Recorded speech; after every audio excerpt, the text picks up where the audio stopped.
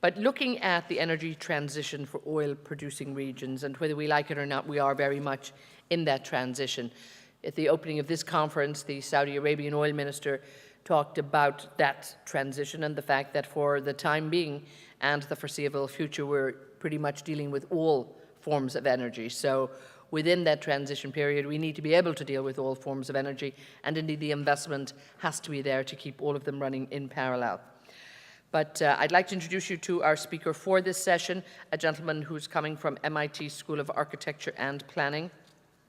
And he's going to be taking a look really at the environment and to analyze what actually can be done, what will be done, and he'll put it all in perspective for us.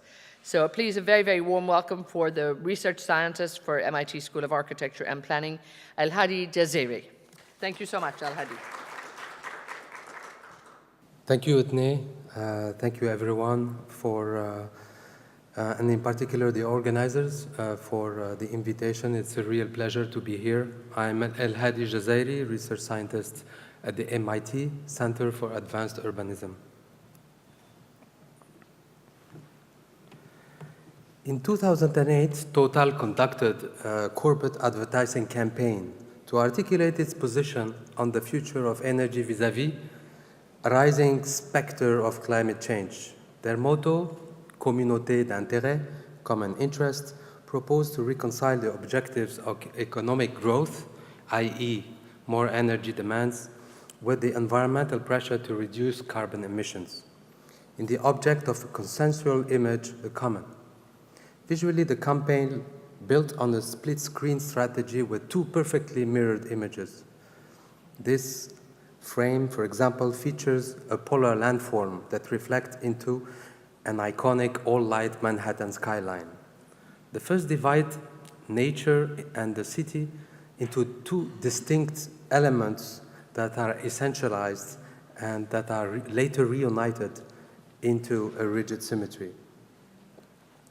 Indeed, the mandate for a clean energy rests on the city's capacity to divest itself of the environmental costs of urbanization while reaching out for its resources to political geographic entities beyond cities' jurisdictions, what is referred to as an externality field.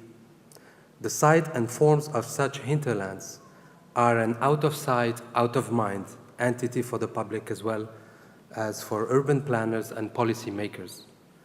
Much urban analysis leaves out how energy and fossil fuel in particular shapes geography. Why does it matter whether geographies are imagined, represented or not?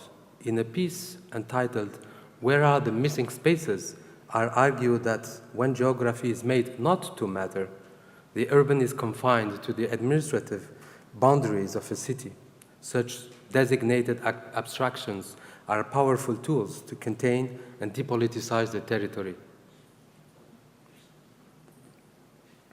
This research is part of a larger effort that I was engaged in as a founding editor of a Harvard University doctoral journal entitled New Geographies. The journal was born in response to a condition in which urbanists are increasingly compelled to address and transform larger contexts and address problems that had been confined to the domain of engineering, ecology, and regional planning. Such has prompted urbanists to re-examine their tools and play the synthesis role that geography had aspired to play between the physical, the economic, and the representational, opening up the formal repertoire and political project for the city.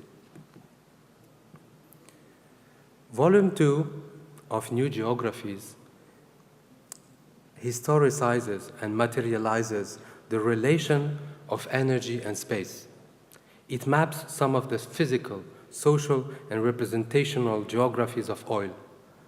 By making visible their infrastructures, landscape of energy is an invitation to articulate urbanism's environmental agency and its appropriate scales of intervention.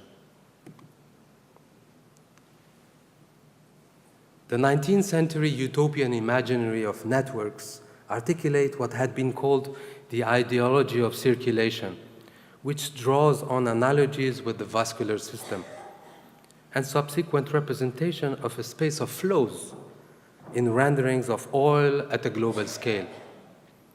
In spite of repetitive episodes of exploitation and war, oil infrastructures has tapped once again onto the utopian imaginary of the cross-border infrastructure, of its integrative potential of a network.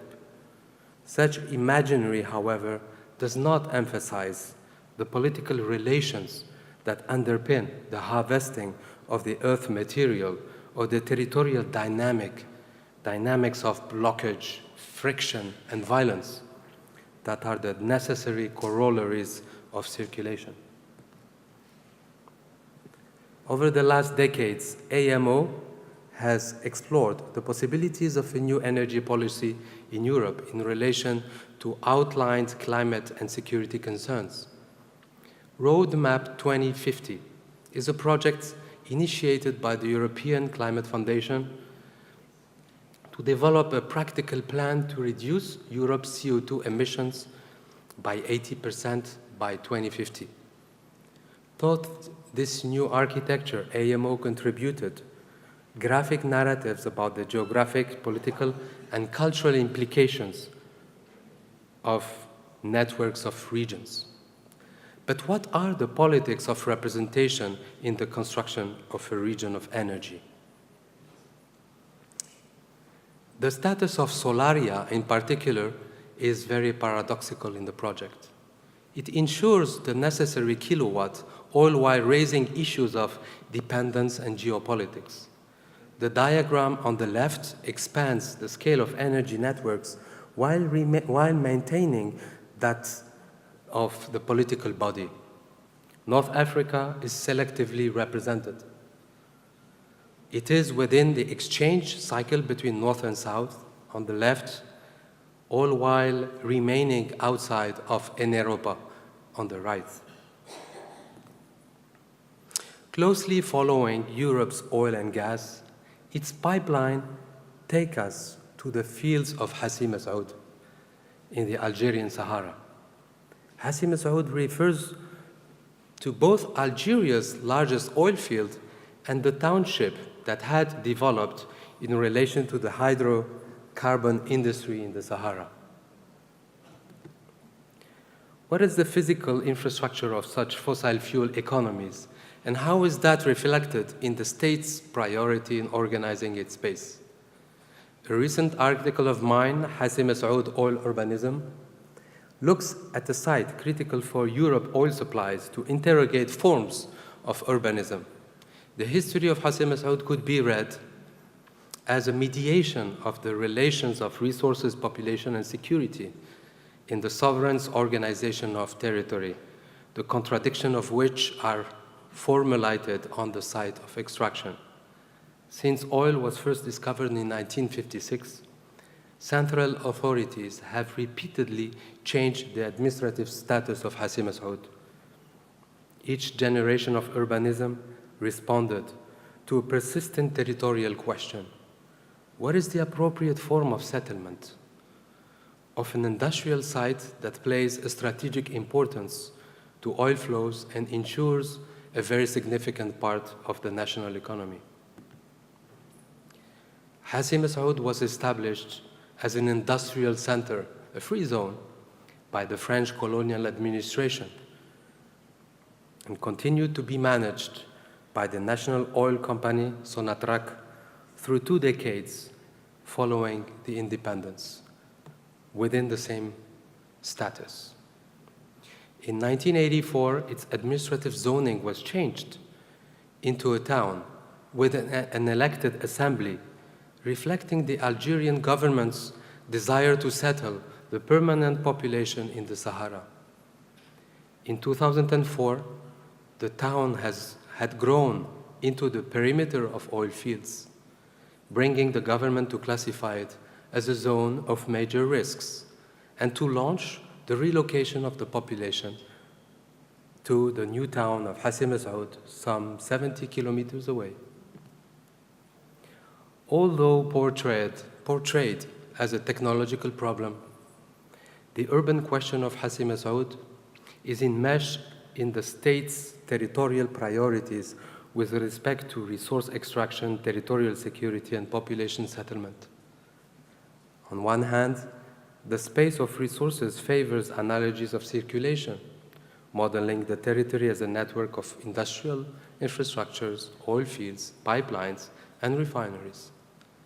On the other hand, population settlements require fixity in space. It deploys buildings, deploys buildings, land programs, by which people attach themselves to the Earth's surface and come to occupy it firmly as their place and establish themselves as residents and ask for a political representation. Both projects of state power aim at reproducing social relations in space. However, as they project their contradictory interests in a place, they become contradictions of space, highly negotiated at sites of resource urbanism. The debate over the next mode of energy requires, thus, a geographic examination. Where are the missing spaces? To foresee and possibly avoid the potential perpetuation of uneven geographies of power in the sun belts, the fields, and wind corridors of the world. Thank you.